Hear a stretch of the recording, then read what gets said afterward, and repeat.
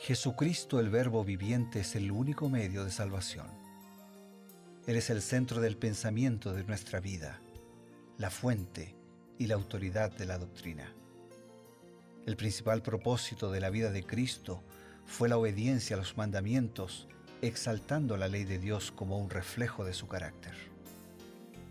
El principal mensaje a ser predicado en el mundo, basado en Apocalipsis 14, está representado por 3 ángeles llevando el Evangelio eterno al mundo entero.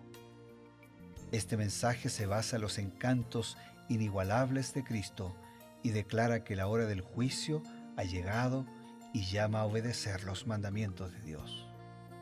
Mediante su palabra, Dios ha comunicado a los hombres el conocimiento necesario para la salvación. Las Santas Escrituras deben ser aceptadas como dotadas de autoridad absoluta y como revelación infalible de su voluntad. Y aunque el canon de las Escrituras inspiradas está cerrado, el Espíritu Santo continúa iluminando, amonestando y confortando al pueblo de Dios a través del testimonio de Jesús, el Espíritu de profecía. El camino a la vida se traza a través de un camino angosto que debe ser recorrido con confianza a las promesas que Dios dejó a hombres y mujeres fieles que dedicaron sus vidas hasta la muerte por el Evangelio eterno. Los fundadores de la Iglesia soñaron con el día en que la revelación sería una realidad en sus vidas. Miraron con los ojos de la fe a aquel día glorioso cuando finalmente la promesa sería cumplida en la venida magistral de Jesucristo a esta tierra para recompensar a cada uno según sea su obra.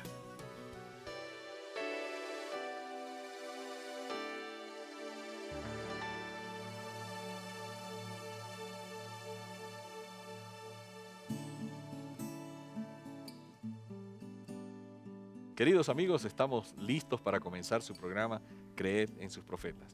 Les damos una cordial bienvenida y esperamos que podamos juntos disfrutar de este diálogo, este compartir basados en la palabra de Dios, ideas, conceptos, pero sobre todo consejos prácticos para la vida diaria. Creed en sus profetas dedica estos minutos diariamente a buscar la palabra de Dios un capítulo por día, de manera similar al programa que ustedes conocen, Reavivados por su Palabra, pero con el complemento del espíritu de profecía. Para esta hermosa tarea nos congregamos en torno a esta mesa aquí en el estudio de Nuevo Tiempo, junto al pastor Bruno Razo. Gracias, Pastor Ever, y gracias a todos los amigos que nos convocamos permanentemente para profundizar, para conocer, para entender mejor y también para vivir en plenitud el mensaje de Dios. Y en nuestro caminar así, capítulo tras capítulo de la Biblia, hoy nos detenemos en algunos comentarios seleccionados de Elena de White en relación a Oseas capítulo 14. Así que si te parece bien, vamos ya a Oseas 14. Así es, pastor. Interesante que el último capítulo de este profeta menor, que tiene 14 secciones, 14 capítulos, es un llamado, es una invitación directa de Dios. Es como un clamor. Vuelve, Israel, dice ahí en el versículo 1. Vuelve, Israel, a Jehová tu Dios. Tú has pecado, has caído. Llevad con vosotros palabras de súplica. Volved a Jehová y decirle, quita toda iniquidad. Y en un momento Dios habla y dice, yo sanaré su rebelión. Los amaré de pura gracia. Porque mi ira se apartó de ellas.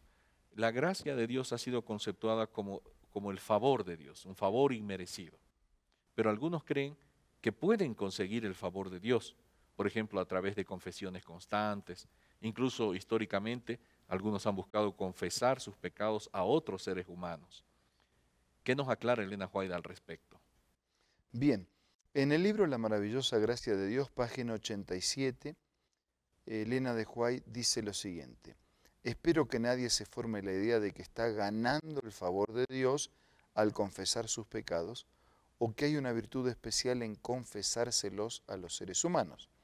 El Señor querría que acudiéramos diariamente a Él con todas nuestras cuitas y confesiones de pecado, y Él nos puede dar ese descanso. O sea, a ver, necesitamos confesar los pecados a quien hemos ofendido. Claro. Y en primer lugar a Dios, que es a quien primero ofendemos por todo pecado.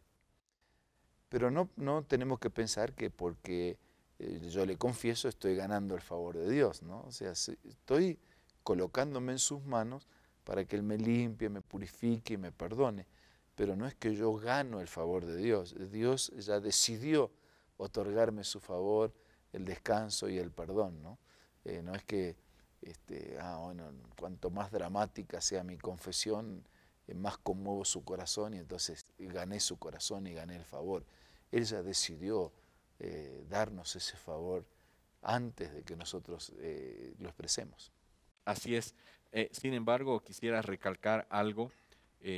Dice, no ganamos el favor de Dios al confesar sus pecados, y más adelante dice, pero sí, podemos diariamente acercarnos a Él, confesar nuestros pecados, Él nos puede dar descanso.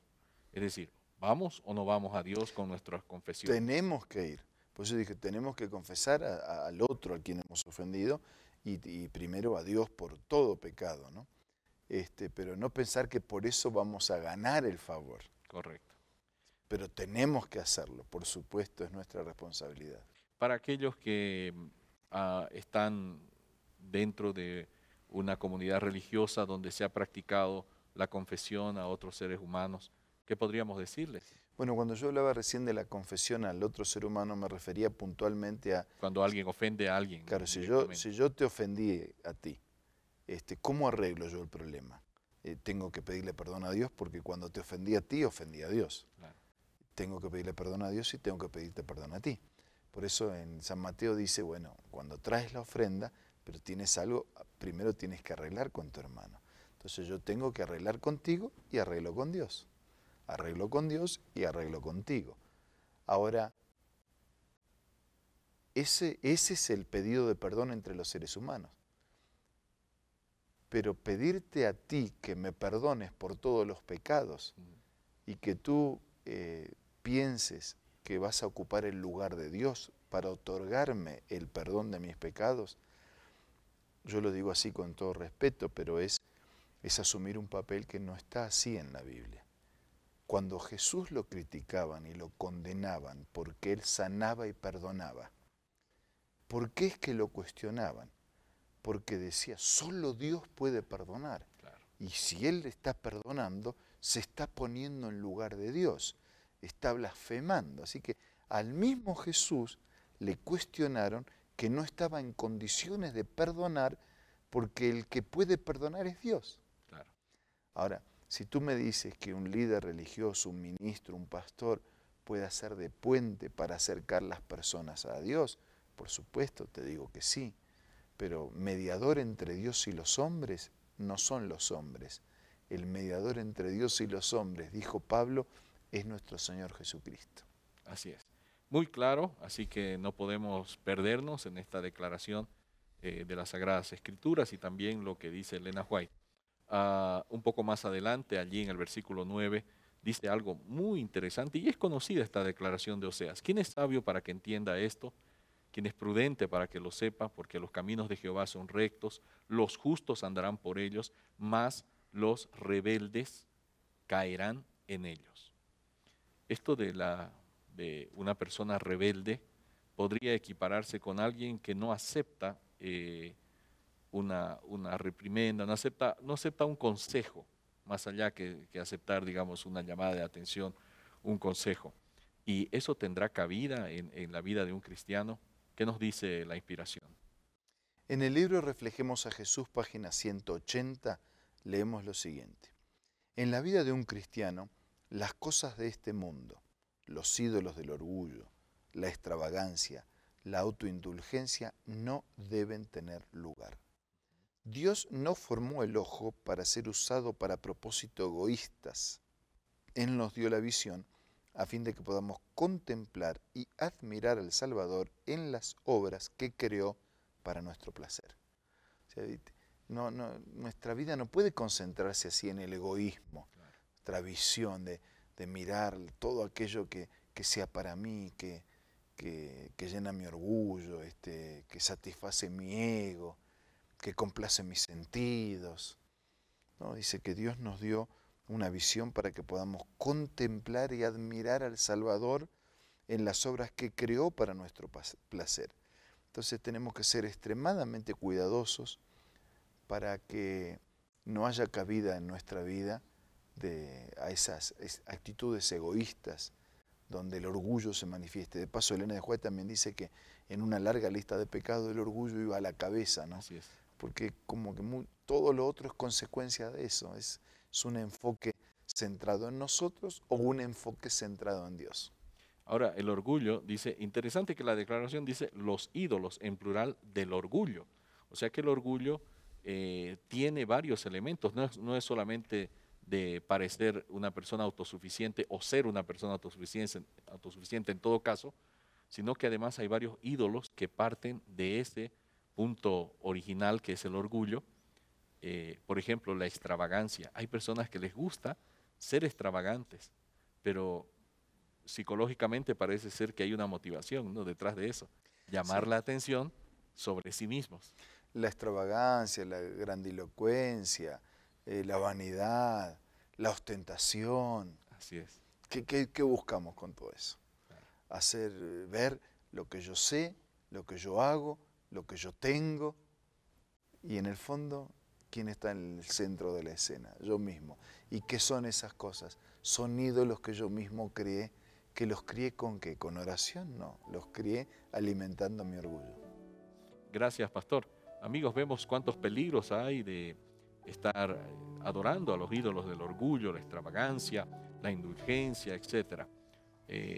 Busquemos servir a Dios y mirar la gloria y la majestad de Dios en las obras que Él ha hecho, en la magnificencia de la creación, y reconocer que Dios es el creador de todo. Vamos a recibir algunos consejos importantes y enseguida retornamos. Hola amigos, hoy tengo una hermosa cita para compartir con ustedes. ¿Qué sostuvo al Hijo de Dios en su vida de pruebas y sacrificios? Vio los resultados del trabajo de su alma y fue saciado. Mirando hacia la eternidad, contempló la felicidad de los que por su humillación obtuvieron el perdón y la vida eterna. Su oído captó la aclamación de los redimidos. Oyó a los rescatados cantar el himno de Moisés y del Cordero.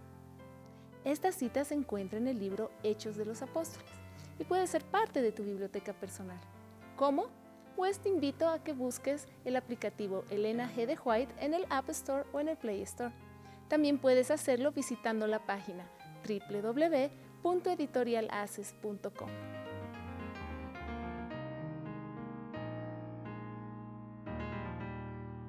Amigos, gracias porque continúan con nosotros. Estamos listos ya al finalizar esta programación para ofrecerles un nuevo consejo.